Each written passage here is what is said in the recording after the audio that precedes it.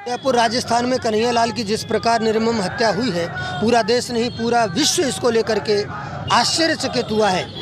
यह मानवता की हत्या है, संविधान की हत्या है। हम दबंग हिंदू सेना के माध्यम से केंद्र सरकार से कहना चाहते हैं कि जो इस प्रकार की हिम्मत करते, दुस्साहस करते हैं मानवता के दुश्मन, उन लोगों के लिए ऐसा सख्त कानून लाए कि ऐसे लोगों को सरेआम चौराहे पर खड़े करके उनका इनकाउंटर करना चाहिए, उनकी मेहमानबाजी नहीं करनी चाहिए। दूसरे हम मांग करना चाहते हैं कि जो लोग सही बोलते हैं, सत्य को कहने की ताकत रखते हैं, उन लोगों की सुरक्षा के लिए सरकार को कोई कानून लाना चाहिए।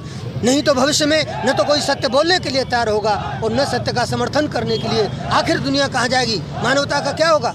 क्या होगा इस देश का?